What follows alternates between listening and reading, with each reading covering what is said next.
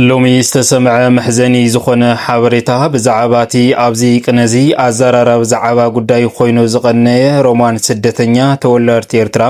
ንውሕ ዝበለ እዋን ድማ ኣብ ጀርመን እናነበረት ዝነበረት ኣብዚ ሰሙንዚ ማለት እውን ገዛ ብሓወይ ተጠሊመ እናበለት ንባዕታ ናብ ህዝቢ እናካፈለት ድሕሪ ምጽናሕ ድሕሪ ክልተ መዓልቲ ድማ መንነቶም ብዘይፍለጡ ሰባት ወዲ 9 ዓመት ውላዳ ካብ ትምህርቲ ቤት ተሰሪቑ በዚ መሰረት ድማ እዛ እዚኣ ደም እናነብዐት ሓግዙኒ ድምፂ ይኹንኒ ተደራራቢ ጸገም በጽሕኒ እናበለት ናብ ህዝቢ ጸገማ እናካፈለት ድሕሪ ምጽናሕ ማለት እውን እዚ ጉዳይ እዚ ብፖሊስ ጀርመን እውን ኣትሒዛቶ ነይራያ ፖሊስ ጀርመን ነቲ ገዛኣ ዝጠለመ ወዲ ወይ ድማ ሓዋ ናብ ኢድ ቁጽር ሕጊ ምሰውዓለ እዩ ድሕሪ ድማ እቲ ውላዳ ደሃዩ ዝተሰኣነ ወይ ድማ ዝተጨወየ እዛ ሰብዚኣ ማለት እውን ኣብቲ ማሕበራዊ ሚድያ እናውጽተ ዝነበረት መልእኽቲ ውላደይ ኻሊእ ክጨወዮ ኣይኽእልን ሕዝውን እንተኾነ ኣብዚ ሓለፈ ገዛይ ጠሊምኒ ሕዝውን እንተኾነ ወደይ ሒዙ ከፈራርሕኒ ይኽእሉ ዝብል ሓሳብ እውን እናቕረበት ነይራያ ዝተፈላለዩ ወሃብቲ ርእቶ እውን ነዚ ሓሳብ እዚ ዝድግፍዎ ኣይተሰኣነን ነገር ግን ብዛዕባ እዚኣ ማለት እውን ሮማን ተወላድቲ ኤርትራ ነባሪት ኣብዚ ሕዚ እዋን ኣብ ጀርመን እትነብር ማለት እዩ ተደራራቢ ዝኾነ ጸገም ድሕሪ ምብጻሕ እዛ ሰብ እዚኣ ሓሚማ ውንኣስሒታ ዝብሉ ሓበሬታታት እውን እናወፁ ጸኒሖም እዮም ሎሚ ብዝሕዝን መልክዑ እናተሰምዐ ዝርከብ መደንገፂ ዝኾነ ሓበሬታ ብዛዕባ ሮማን ድማ ንኩሉ ሰብ እናሕዘነ ይርከብ ማለት እዩ እዚ ኣብ ልዕሊ ሮማን ዝበጽሐ ተደራራቢ ዝኾነ ጸገም ከም ዝሕለፍናልኩም እንትኸውን ኣብ ዝተፈላለዩ ማሕበራዊ ሚድያ እውን እናተዘርግሐ ዝርከብ እንትኸውን ፈለማ ገዛ ብሓዋ ተጠሊማ ኣብዚ ሕዚ እዋን ድማ ውላዳ ካብ ኢዳ ተጨውያ እዛ ሰብ እዚኣ ድማ ማለት እውን ደም እናነብዐት ናብ ህዝቢ ድምፃ እናካፈለት ትርከብ እንትኸውን ሎሚ ብዝሕዝን መልክዑ ናይ እቲ ውላዳ ክዳን እናቃጸለት ከም ዝተረኸበት እዞም ኣብቲ ከባቢ ዝነብሩ ድማ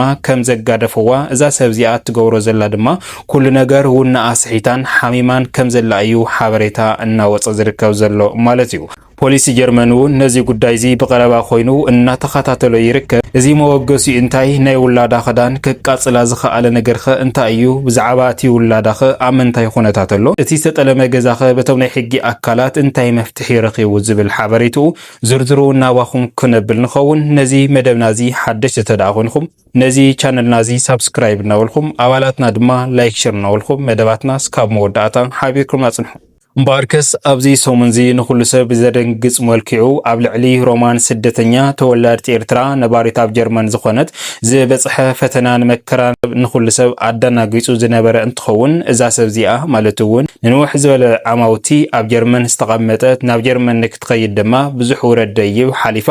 ኣብዚ ብርክዚ ከም ዝበጽሐት ባዕላ እውን እትናገሮን እትምስክሮን እንትኸውን እዛ ሰብ እዚኣ ፈለማ ብዙሕ ጸገማት ትቕበል ነይራ ማለት እውን ወለዳ እውን ስድራ እውን እናሓገዘት ዝነበረ ንንውሕ ዝበለ ዓማውቲ እውን ኣብ ጀርመን ዝነበረትን ኣዶ ክልተ ቆልዑ ዝኾነት እንትኸውን እዛ ሰብ እዚኣ ኣብዚ ሰሙን እዚ ናብ ማሕበራዊ ሚድያ ኣብ ዘርግሐቶ መልእኽቲ ግን ንኩሉ ሰብ ኣሕሪቑን ኣሕዚኑን ይርከብ ማለት እዩ ሮማን ኣብ ዝሓለፈ ሰሙን ማለት እውን ደመይን ረሃፀይን ነኽፊለ ዘስራሕክዎ ገዛይ ሓወይ ጠሊምኒ ሓግዙኒ እናበለት ህዝቢ ድምፂ ንክኾና ናይ ሕጊ ኣካላት እውን በቲ ናይ ሕጊ ሞያኦም ንክሕግዝዋ ድምፂ ዘስምዐት እንትኸውን እዛ ሰብ እዚኣ ድማ ማለት እውን እቲ ሓዋ ገዛኣ ስጠለማ ብሕጊ ኣትሒዛቶ ፖሊስ ጀርመን እውን ነዚ ሕቶ እዚ ተቐቢሉ ነቲ ሓዋ ኣብ ኢድ ቁጽር ሕጊ ከም ዘውዕሎ ብዝተፈላለየ ማሕበራዊ ሚድያ እናተዘርግሐ ዝነበረን እውን መረዳእታ እውን እናወፀ ዝነበረ ኩነታት እዩ እዛ ሰብ እዚኣ እምበኣርከስ እቲ ሓዋ ናብቲ ናይ ሕጊ ኣካላት ኸይዱ ዝሃወ ቃል ነይሩ እዚ ቃል እዚ ድማ እቲ ገዛ ሮማን ከም ዘይስርሐቶ ነታ ሓወይ እናበለት ትጽውዖ ሮማን እውን ምንም ከም ዘይፈልጣ እዩ ኣብቲ ናይ ሕጊ ኣካላት ኸይዱ ምስክርነት ዝሃበ እዚ ሓሳብ እዚ ድማ ንኩሉ ሰብ ኣደንጊጹ ከምኡ ድማ ናይቶም ቀረባ ቤተሰብን ከምኡ ድማ ኣብቲ ሞኖርያ ኣከባቢ ዝርከቡ ሰባት እውን ምስክር ተባሂሎም ናብ ሕጊ ተጸዊዖም ነይሮም እዮም ንኦም እውን ብዝተፈላለየ ቅርሽን ኻሊእ መፈራርሓትን እቲ ገዛ ትክክለኛ ክምስክሩ ኣይኸኣሉን ማለት እዩ እምበኣርከስ እዛ ሰብ እዚኣ እዚ ከኣኽላ ማለት እውን ቅድሚ 3 መዓልቲ ድማ ውላዳ ካብ ቤት ትምህርቲ ተሰሪቑ ተባሂሉ እዛ ሰብ እዚኣ ተረዲኣ ነይራ ኣብዚ እዋን እዚ ደንጊጻ ሓሚማ ወዲቓ እኳ እንተነበረ ነገር ግን እዚ ኩነታት በቀረባ በመከተታል ውላዳ ካብ ቤት ትምህርቲ ከም ሰጨወየ ጨዋይ ድማ ከም ዘይተፈለጠ ብዝተፈላለየ ሓበሬታታት እናወፀ ድሕሪ ምጽናሕ ነዚ ዝሰምዑ እቶም ናይ ሕጊ አካላት ይኹኑ እቶም ናይ ትምህርቲ ቤት አባላት ወይ ድማ መሳርሕቲ ዝኾኑ ነዚ ህፃን ዚ ንምእላሽ ላዕልን ታሕትን እናወሉ ናብ ዝተፈላለዩ ናይ ሕጊ አካላት እውን ዘመልከቱ እንትኸውን እዛ ሰብ እዚኣ ድማ ተስፋ ቆሪፃ ኣብቲ ግዜ ንሱ ብከቢድ ዝኾነ ድንጋፀን ሕማምን ወዲቓ ከም ዝነበረት ዝፍለጥ እዩ። ሎሚ እናተሰምዐ ዝርከብ መሕዘኒ ዝኾነ ሓበሬታ ድማ እዛ ሰብ እዚኣ ማለት እውን ሮማን ስደተኛ ተወላዲት ኤርትራ ነባሪት ኣብ ጀርመን ዝኾነት ኣብዚ ሕዚ እዋን ኣብ ፈለማ ገዛኣ ብሓዋ ተጠሊሙ ብሕጊ ዳኣ ይተሓዝዳ እምበር ፍትሒሲ ኢና ጽንሕ ኢሉ እውን ወዳ ተጨዊዩ ጨዋይኡ ብዘይፍለጥ እሞ ድማ እቲ ገዛ ዝጠለማ ሓዋ እዩ ንምፍርራሕ ዝኣክል እዩ ከምዚ ገይርዋ እናተባሃለ ብዝተፈላለየ ወሃብ ትርኢቶ እናተዋሃበ ዝነበረ ነገር ግን እዛ ሰብ እዚኣ ማለት እውን ሮማን ኣብዚ ሕዚ ሰዓት እውን ኣስሒታ ናይ ውላዳ ክዳን እናቃጸለት እያ ትርከብ። እዚ ብዘደንግጽ መልክዑ ድማ እቶም ኣብቲ ከባቢ ዝነብሩ ዝሓዝዋን ዘገላገልዋን እንትኾኑ ማለት እውን እቲ ምጥፋእ ውላዳ እውን ብሕጊ ተታሒዙ ከም ዘሎ እቶም ናይ ሕጊ አካላት እውን ነዚ ውላዳ እዚ እናኣለሽዎ ከም ዘለው ነገር ግን ኣብቲ ሕቡእ ካሜራ ከም ዝተረኸበ እንትኾይኑ ካብቲ ትምህርቲ ቤት ኣውፂኣ ዝሃወቶም ሓንቲ መምህርያ ስለዚ ድማ ንኣ ኣብ ቤት ቁፅሪ ሕጊ ከም ዘውዕልዋ እውን ሓበሬታ እናወፀ እዩ ዝርከብ ዘሎ ማለት እዩ። ካብዚ ብዝሕዝን መልክዑ ግን ሮማን በቲ ዝበፅሓ ዘሎ ፀገም ንኣስሒታ ምንም ትገብሮ ነገር እውን ክትፈልጥ ኣይከኣለትን። ኣብዚ ሕዚ እዋን ድማ ናይ ውላዳ ክዳንን ካልስን ናውፅአት እናቃጸለት ናብ ባሕሪ እናደብረት እያ ትርከብ። እዛ ሰብ እዚኣ ኣብ ቀረባ ኮይኑ ዝከታተላ ቤተሰብ እውን የለን። ምክንያቱ ስደት ይፍለጥ እዩ። ስደት እንድሕንራ ሓደ ግዜ ካብ ዓድኻ ወፂኻ ምስ ምንም ዘይትፈልጦ ስለ እትነብር እዛ ሰብ እዚኣ እውን ሕደጊ ዝብላ ተሳኢኑ ናይ ውላዳ ክዳን ተስፋ ቆሪፃ ናብ ሓዊ እናቃጸለት ናብ ባሕሪ እናደብረት እያ ትርከብ ማለት እዩ። ብጣዕሚ እዩ ዝሕዝን። ኣብዛ ሰብ እዚኣ በፂሑ ዘሎ ፀገምን ችግርን ውንኣ ኣስሒቱ ኣብዚ ሕዚ እዋን ድማ ናይ ውላዳ ክዳን ክተቃጽል ኣብፅሕዋ ኣሎ ማለት እዩ። እዚ ኩነታት እዚ መወገሲኡ ካብቲ ጥልመት ገዛ እንትኸውን እዚ ገዛ እዚ ማለት እውን እዚ ገዛ እዚ ብዙሕ ወፃኢ ከፊላ ደማን ራሕፃን ኣፍሲሳ ዘስርሖት ገዛ ብሓዋ ተጠሊማ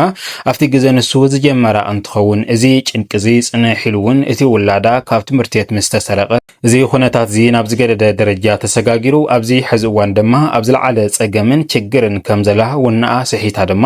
ናይ ውላዳ ክዳን እናቃጸለት ከም ትርከብ እዩ ሓበሬታታት እናወፀ ዝርከብ። እዚ ትሪእዎ ዘለኹም ካልሲ ካልኢ ክዳውንትን እናቃጸለት እያ ትርከብ። እዛ ሰብ እዚኣ ማለት እውን መገሲ መጮይ ናይ ውላደይ ኣይፈለጥኩን ስለዚ ንምንታይ ተጨዊ ጨዋይኡ መን እዩ ኣብዚ ሓጽር ግዜ ኣፍልጥኒ እናበለት እያ መልእኽታ እናመሓላለፈት ትርከብ። ዝሕዝን መልክዑ ግን እዛ ሰብ እዚኣ ውንኣ ስሒታ ከም ዘለ እዩ ሓበሬታ እናወፀ ዝርከብ ዘሎ ማለት እዩ። ፖሊስ ጀርመን ግን ነዚ ኣመልኪቱ ዝሃቦ መግለፂ እውን ኣሎ ማለት እውን ጉዳይ እቲ ዝተጠለመ ገዛ እውን ብሕጊ ተታሒዙ ከም ዘሎ ብሕጊ እውን እናተጻረየ ከም ዘሎ እቲ ዝተጨወየ ውላዳ እውን ብዝተፈላለየ ኣቅጣጫ ማለት እውን እቲ ውላዳ ካብ ጀርመን ኣውፅኦም ንኸይወስድዎን ካልእ ነገራት ንኸይገብርዎም ሪስክ ቦታታት ዝበሃሉ እናተሓለውን ዘለው ቦታታት እውን እናተዓፀው ከም ዘለ እዩ ፖሊስ ጀርመን እውን መግለፂ ኣውፅኡ ዘሎ ማለት እዩ። ባርከስ ንዝርዝር ሓበሬታና ተሰምዑ ፀናሕኩም ካብ ልቢ እናመስገና ኣብ ዝቕፅል መደባትና እስካብ ንራኸብ ድማ ሰላምታይ ንዓኹም ሰሰናይ ንዓኹም ሰላም